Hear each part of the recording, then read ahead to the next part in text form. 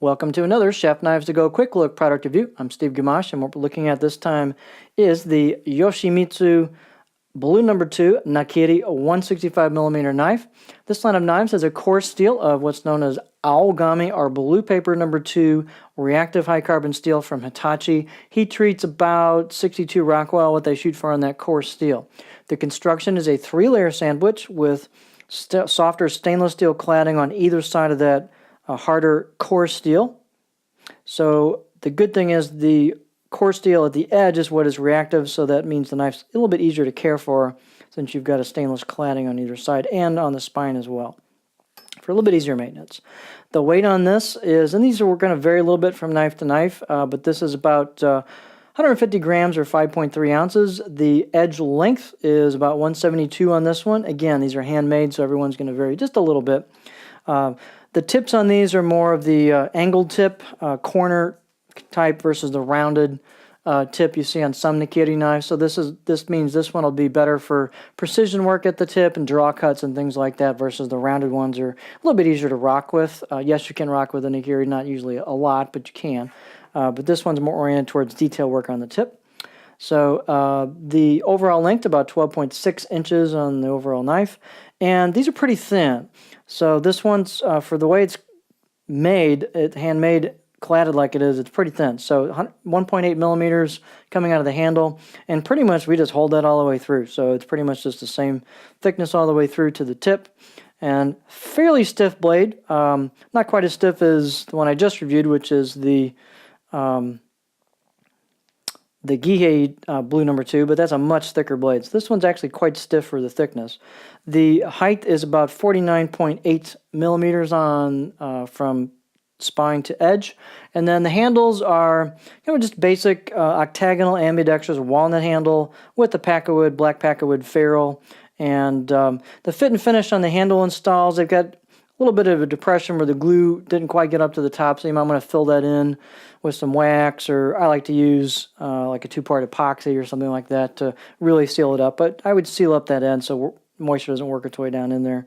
I've got a little bit of a ridge here, bump at this wood ferrule junction, but not much, so it's fairly smooth.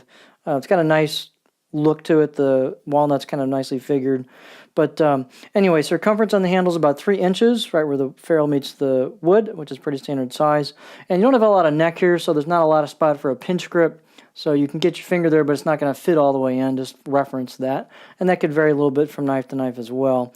Balance point on this one is fairly far forward, which is pretty normal for this style of knife. So there's your balance point. And then as far as pinch grip, for me it's behind there. My pinch grip's almost on the kanji here. So you get a little bit of a weight forward feel. It's fairly light, but you get a little bit of a weight forward balance to help with cutting power, chopping power. So here's the finish. Nothing super fancy, just kind of a brushed finish, fairly polished. You've got some embossed kanji on the right side of the blade, and then you've got some hand chiseled kanji on the left side of the blade. So this knife does have that good, authentic, personal touch to it. You've got hand chiseled kanji. And it's got a fair amount of texture to it, so you can run your fingers over it. You can definitely feel that it's done, so it's a nice job on that. It gives you another little, nod to hand craftsmanship. You can see the core steel peeking through at the edge, and you can kind of see the grind based on just the reflections here, but the grind kind of comes in a little bit below that faux line there where they finished it and down towards the edge. And it does have a facet here too. It's not a, it's kind of a transitioned grind, so they've got a facet here, facet there. A little bit kind of like some Moritakas do. Here is the edge. It's fairly thin right at the edge. So where it counts, it gets thin right at the very edge. And this is a pretty flat profile. It's one of the flatter Nakiris that you'll find. So let's take a look at it on our cutting board.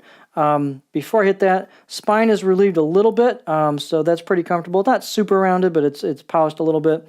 And the spine, just a little bit of relief. You might want to hit that a little bit more with some sandpaper, depending on your personal preference. These do have lacquer over the top, so the out-of-the-box edge was okay. I'll give it a 4. I would say you want these sharpened.